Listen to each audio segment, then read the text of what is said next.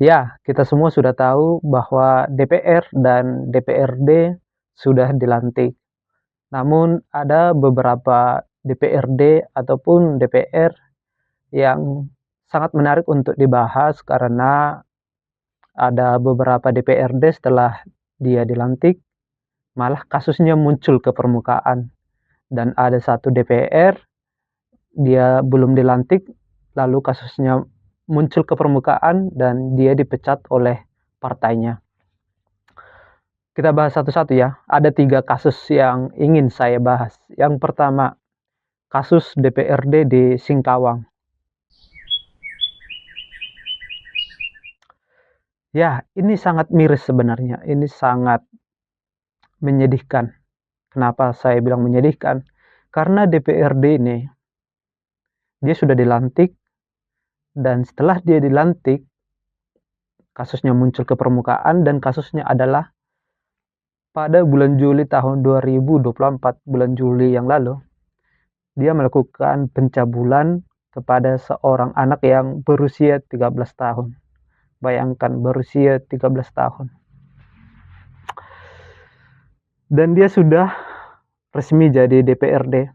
Nah, DPRD ini kalau tak salah atas nama Herman. Dia sudah dilantik dan dia berasal dari partai PKS. Tetapi dari berita yang saya baca akhir-akhir ini, kalau PKS sudah memecat si Herman ini. Ini sangat miris ya. Yang saya sebenarnya bukan ingin menyalahkan, tetapi saya ingin mencoba menganalisis kesalahannya ini di mana sih, kenapa dia bisa sampai jadi DPRD. Nah, ini nanti akan berkaitan sama kasus yang kedua, yaitu 3 DPRD di Mentawai. 3 DPRD dari Mentawai, mereka sudah dilantik tiga-tiganya, dan belum ada 1 bulan mereka dilantik, ketiganya telah melakukan pesta sabu di salah satu hotel di Kota Padang. Ketiga DPR ini kalau tak salah dia ada satu dari Gerindra, satu dari Hanura, dan satu lagi dari Nasdem. Nah, seperti yang saya bilang tadi, saya bukan ingin menyalahkan pemilih si DPRD ini, baik yang di Singkawang maupun yang dari Mentawai. Tetapi saya ingin pengen mengajak kita semua untuk melihat apa sih sebenarnya yang salah dalam proses kenapa seseorang yang berkasus itu, seseorang yang gak seharusnya menjadi DPRD, kenapa dia bisa menjadi DPRD. Nah, yang pertama, saya tarik kepada diri saya sendiri bahwa kesalahan ini jelas ada pada kita, karena kita pemilihnya gitu. Jadi menurut saya pribadi, ya ini yang pertama adalah salah kita pemilihnya. Kita kan dikasih kebebasan, kita ini kan dikasih dikasih waktu, kan kita dikasih waktu untuk mengenal siapa aja yang mau kita pilih gitu. Mungkin tebakan saya ini bisa aja benar, bisa aja salah. Sepertinya kita memang kurang kurang mengenal ini sosok yang ingin kita pilih gitu kan, atau mungkin kita disogok atau apalah, atau gimana caranya supaya kita memilih dia. Ini sangat disayangkan gitu, dan inilah dampaknya kalau kita memilih DPRD atau memilih seseorang menjadi DPRD maupun DPR ataupun presiden. Kalau kita tidak mengenal latar belakangnya gimana, terus seperti apa masa lalunya dan segala macamnya, ya beginilah hasilnya. Dan ini sangat menyedihkan ya. Dan kesalahan yang kedua menurut saya ya, dan mungkin ini kalau pendapat saya ingin menyatakan kesalahan besar ini ada pada partai. Masyarakatnya memang salah, tapi menurut saya pribadi kesalahan terbesarnya adalah ada pada partai itu sendiri, partai yang mendukung si DPRD ini. Kenapa saya menyalahkan? Dan saya anggap ini adalah dosa besarnya partai gitu. Dosa besarnya partai yang memperkenalkan ataupun yang mencalonkan beberapa anggotanya agar dipilih masyarakat. Ini kan seperti misalnya yang dari Gerindra tadi, yang DPRD dari Mentawai. Misalnya Gerindra nih menawarkan si yang pesta sabu ini kan. Nah, berarti kan secara tidak langsung partai Gerindra ini memperkenalkan kan. Dan mereka pasti sudah tahu dong si DPRD ini sebelum dia dipilih rakyat gitu kan, pas dia mendaftarkan diri, mereka pasti udah tahu kan gimana latar belakangnya ya anggotanya ini kan, gimana apa ya prestasinya seperti apa, track recordnya kayak gitu kan. Tetapi mengapa mereka, aku tidak tahu apakah mereka sedang menutupi atau mungkin saja mereka tidak tahu atau mungkin sekarang mereka kaget, tapi rasanya kayak nggak mungkin gitu. Rasanya nggak mungkin mereka nggak tahu seperti apa semua anggotanya. Nah, kenapa saya mengatakan ini adalah dosa besarnya partai? Ya, saya rasa tahu. Mereka pasti tahu bahwa kita ini masyarakat kurang begitu mengenal, bahkan mungkin nggak mengenal gitu ya, calon DPRD kita, tetapi dipilih gitu kan. Mungkin karena ya tadi sogok lah atau gimana lah gitu kan. Tetapi kenapa partai masih mau mencalonkan kader yang bermasalah? Nah, ini yang jadi pertanyaan kan. Kenapa mereka, apa ya, mungkin kalau dalam istilahnya seleksi. Nah, dalam seleksi ini kan, kita kan selalu berharap yang berhasil itu atau yang lulus itu adalah yang terbaik, yang sedikit apanya, catatan kekurangannya atau segala macam lah. Pasti kan kalau misalnya tes CPNS, terus kalau kita mau melamar kerja di sebuah perusahaan, yang diterima itu kan adalah orang-orang yang memiliki kompetensi yang mumpuni lah, atau katakanlah yang terbaik dari semua yang mendaftar, kira-kira begitu kan. Nah, tetapi kenapa partai yang seharusnya menghasilkan wakil rakyat yang berkualitas, tetapi mereka justru menawarkan ataupun memperkenalkan ataupun memperbolehkan kader yang memiliki catatan ataupun kasus yang entah mereka tutupi atau gimana. Dan ini sangat sangat menyedihkan. Ya, sepertinya memang partai-partai kita ini, partai-partai politik di Indonesia ini harus gimana ya? Mungkin harus bertobat atau ya mereka harus disadarkan. Karena sampai kapan coba? Sampai kapan partai itu rasa-rasanya seolah-olah seperti membodoh-bodohi rakyat gitu. Misalnya udahlah rakyat, katakanlah kita ini bodoh gitu kan, kalau kita berdasarkan apa, data tentang IQ di rata-rata Indonesia itu katanya 78, ya kita anggaplah itu tidak pintar. Nah, sudahlah rakyatnya tidak pintar gitu ya, dikasih lagi calon yang bermasalah. Coba kita bayangkan, rakyatnya kurang pintar, terus dikasih calon wakil rakyat yang tidak pintar ini dengan calon yang bermasalah. Menurut kalian ini dosanya siapa? Ini yang paling berdosa, yang paling besar dosanya siapa? Ya saya rasa dosanya partai. Karena mereka kan pasti ada seleksi seperti yang saya sampaikan tadi. Mereka pasti ada seleksinya, terus ada dilihat data-datanya, profilnya, segala macamnya. Tapi kenapa mereka meloloskan ini untuk dipilih? Nah, itu dia yang pertanyaannya. Tapi ya ini rahasianya partai lah ya. Kita hanya bisa menganalisis dan kita ya terima, ya itu yang ditawarkan, ya itulah kita pilih kan. Itu kasus yang pertama dan kedua. Dan kasus yang ketiga tentang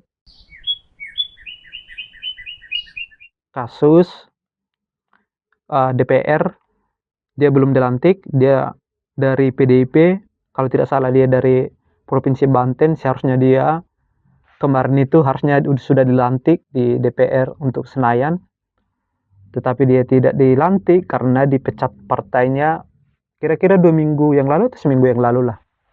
Kalau tidak salah namanya Ibu Tria Rahmania, dia dari PDIP. Nah, kasusnya Ibu Tia ini sangat menarik sebenarnya untuk dibahas, tapi ini dugaannya, ini adalah dugaan saya, bukan ingin menyebarkan hoax, tapi saya hanya ingin menyampaikan simpati saya aja. Kenapa gitu ya? Kenapa dia dipecat gitu? Ini menurut apa yang saya baca ya dan apa yang saya tonton. Nah, sehari ataupun beberapa hari lah, entah 2 hari atau 3 hari sebelum beliau dipecat. Jadi Ibu Tia ini menghadiri sebuah forum, menghadiri sebuah diskusi yang membahas integritas, di mana pembicaranya kalau tidak salah dia wakil ketua KPK Pak Gufron, Nurul Gufron kalau tak salah. Nah, di forum ini, di forum diskusi tadi itu, Ibu Tia ini menantang, dia menantang si pembicara yaitu Pak Gufron supaya Pak Gufron ini nggak usah banyak ngomong-ngomong apa deh yang manis-manis apa segala macamnya gitu kan. Jadi Bu Tia ini menantang, ceritakan aja kasusmu Pak katanya. Kan ada banyak kasus Bapak yang kasus A, kasus B, kasus C. Kok bisa Bapak lolos dari semua kasus itu katanya. Nah, hingga akhirnya si Ibu bahkan di dalam apa ya, di dalam forum itu memang ada sikap seperti apa ya, sebenarnya bukan merendahkan tapi ya aku tidak tahu bagaimana kalian menanggapinya. Dia bilang begini, maaf ya Pak katanya, kata Ibu Tia ini kepada Pak Gufron, Bapak itu bukan produk kami, maksudnya dia bukan produk dari PDIP. Nah, lalu pada akhirnya Ibu Tia ini karena diskusinya gara-gara Ibu Tia ini bilang seperti tadi itu kan, jadi forumnya sempat ribut. Ada yang bilang harga Ibu diskusi ini, kira-kira begitu ya. Lalu Ibu Tia ini pun pada akhirnya setelah selesai menyampaikan pendapatnya dia akhirnya meminta untuk keluar dari forum tersebut. Akhirnya dia pergi. Nah, yang menariknya kan setelah kejadian ini, nah disitulah dia dipecat sehari atau 2 hari lah setelah beliau menghadiri forum tersebut. Nah, tetapi yang membuat semakin apa ya, membingungkan dengan apa sih alasannya PDIP memecat ini. Pasti dugaan orang seperti saya kan ke situ kan, karena itu baru kejadian gitu kan. Bisa aja kan orang jadinya seperti kita ini mereka-reka gitu kan. Karena ya PDIP nggak boleh ini juga, nggak boleh menutupi bahwa banyak juga kader mereka yang terlibat atau tersangkut sama korupsi kan. Nah, jadi ada banyak orang yang akhirnya ya iyalah dipecat katanya gitu kan. Biar ya bisa aja kan si Pak Gufron ini sakit hati atau merasa dipermalukan kan, akhirnya entah mungkin beliau katakanlah seperti mengancam PDIP, misalnya, Bu Mega saya mau bongkar kasus kader-kadermu gitu kan, bisa aja kan akhirnya ya akhirnya dikorbankanlah Ibu Tia ini kan, bisa aja kan pikiran orang begitu kan, karena ini kayak aneh aja gitu kan kenapa dia dipecat. Nah, tapi dari berita-berita yang saya baca, terus yang berita-berita yang tersebar, katanya dari PDIP ini sebenarnya Ibu Tia ini sudah punya kasus, entah mulai dari bulan 4 atau bulan berapa lah katanya, tapi masih tahun ini. Dan kalau tak salah seingatku sendiri bahwa kasusnya seperti kalau tidak salah penggelembungan suara atau apalah gitu, terkait pemilu kemarin gitu. Nah, inilah yang membingungkan yang saya bilang tadi. Ada kader yang secara gamblang mengatakan, seperti Ibu Tia ini bersaksi, dia bilang begini waktu di forum itu, saya adalah salah satu dosen yang anti korupsi katanya. Entah mengapa ya, ini penilaian saya percaya bahwa beliau adalah orang baik, bahwa dia orang yang memiliki integritas, dan dia sangat berani mengatakan kebenaran, berani mengungkit dosa-dosanya seseorang. Saya pikir itu adalah satu karakter yang harusnya dimiliki banyak DPR. Walaupun di depannya anggota KPK maupun sekalipun itu ketua KPK, sekalipun itu presiden, kenapa rupanya kalau kita mengungkapkan kekurangannya dia, karena kekurangannya ini kan sangat merugikan negara, sangat merugikan rakyat. Dan orang-orang seperti ini sih sebenarnya yang perlu kita pilih, perlu diperbanyak, perlu ditawarkan oleh partai. Tapi ya pada akhirnya Ibu Tia ini dipecat. Sayang kan, ada kader yang bagus tetapi dipecat. Nah, dan ini juga ini menjadi pertanyaan juga sih. Yang memilih kan rakyat, tetapi yang memecat adalah partai. Lalu gunanya dia dipilih rakyat untuk apa gitu ya? Kan ada banyak suara rakyat nih yang memilih Ibu Tia. Pada akhirnya kan kalau tidak salah sistemnya, misalnya Ibu Tia ini nomor urut 1, akhirnya yang menggantikan dia adalah nomor urut 2. Nah, saya memang kurang tahu ya. Saya kurang tahu bagaimana, seperti apa sistemnya, kenapa dia jadi di kesempatan ini diberikan kepada nomor 2.